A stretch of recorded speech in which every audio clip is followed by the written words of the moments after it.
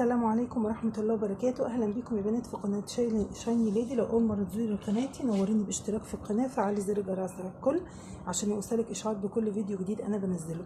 اللايك يا بنات بيرفع الفيديو بيفرحني ويوصل أكتر عدد للناس تشوفه وتستفاد منه إن شاء الله. النهاردة هعمل لك ماسك خطير جدا يا بنات، هيخلي بشرتك مراية حرفيا كده، هينقي بشرتك من أي شوائب، أي حبوب، أي رؤوس سوداء أو رؤوس بيضة. هيخلي بشرتك مراية زي ما بقولك كده، بثلاث مكونات بس يا بنات. اول مكون معانا يا بنات وده الطحينه، ومعروف الطحينه مصنوعه من السمسم يا بنات، والسمسم مفيد جدا للبشره. الطحينه بتاخر ظهور التجاعيد، وكمان بتسرع شفاء الحروق لما يكون فينا التهاب او شفايفنا متشققه او فيها التهاب او حاجات زي كده، او الحراره الصغيره اللي بتطلع في اللسان او على الشفايف دي، برضو يقولك ايه دهني عليها طحينه. فالطحينه يا بنات بتهدي الالتهاب، بتسرع من شفاء الحروق، وبترطب البشره، تعالج كمان حب الشباب، وبتعالج تشققات الكعبين والركبه، وكمان بتحمي من اشعه الشمس، وكمان بتفتح وبتزيل البقع الداكنه، وبتساعد كمان على بتخلي الخدود تبقى، لو عايزه تخلي خدودك منفوخه او فيها يعني مليانه كده. الوصفه دي حلوه، كمان بتملى الخدود، وكمان بتسمن الوجه او بتملى الوجه. الناس اللي وشها نحيف او كده الوصفه حلوه جدا ليهم، غير انها زي ما قلت لكم اول شيء بتفتح. يبقى خدنا الطحينه، هحط عليها ايه يا بنات؟ هحط عليها النشا. والنشا معروف بانها بتمتص الزيوت الزايده من البشره. الدهون الزايده دي بتسبب يا بنات حب الشباب، فبالتالي هي زي ما قلت لكم بتمتص الزيوت، فبالتالي ما بيحدثش حب شباب في بشرتنا. خدنا كده معلقه من النشا، وكمان النشا بتحتوي على نسبه عاليه من البروتين، فبتعزز البروتين ده، بيعزز الكولاجين في البشره، وكمان بتحافظ على شباب البشره، وبتدي تفتيح وتوحد لون البشره. كل الحاجات دي في النشا يا بنات بتفتح لون البشره،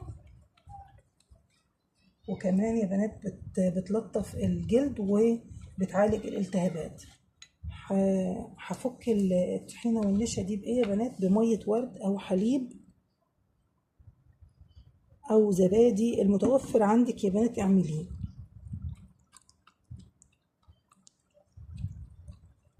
وميه الورد معروفه بانها بتفتح، بتوحد بتاخر ظهور التجاعيد، بتنقي البشره وتعالج كمان حب الشباب، وكمان لانها بتحتوي على مواد قابضه يا بنات اللي هي ميه الورد.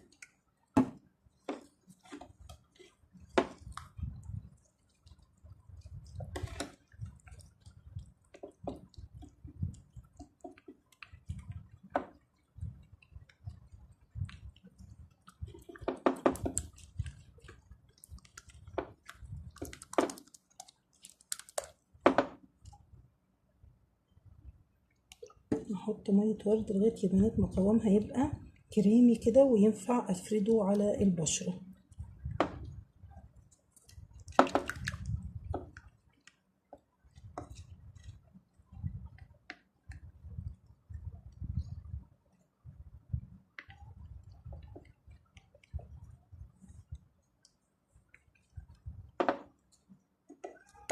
وبكده يا بنات خلصنا الماسك بتاعنا، ماسك الطحينه والنشا وميه الورد، اللي هيخلي بشرتكم يا بنات صافيه ومرايه خالص كده، وينقيها من اي شوائب فيها. وبكده يا بنات خلصنا الماسك بتاعنا. بتاخدي الماسك على بشره نظيفه وتفرديه كده. بصي يا بنات، تدهنيه كده على البشره. انا بجربه لكم على ايدي، انتي هتحطيه على بشره الوجه والرقبه بالشكل ده يا بنات، وتسيبيه لغايه ما ينشف.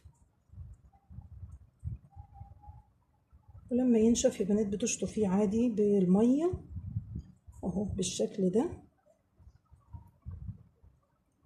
وبكده يا بنات نكون خلصنا الماسك بتاعنا، وزي ما قلت لكم تحطيه على بشره نظيفه وتفرديه وتسيبيه لغايه ما ينشف، وبعد كده تشطفيه عادي وترطبي بشرتك عادي زي بعد اي ماسك. اتفضل يا بنات الترطيب. ممكن ترطبي ترشي ميه ورد، ممكن تحطي جل صبار، ممكن تحطي كريم مرطب، المتوفر عندك حطيه. وبكده يا بنات نكون خلصنا الوصفه بتاعتنا. يا رب الوصفه تكون عجبتكم، جربوها وقولوا لي رايكم في التعليقات. اسيبكم على خير وارجع لكم في فيديو جديد، والسلام عليكم ورحمه الله وبركاته.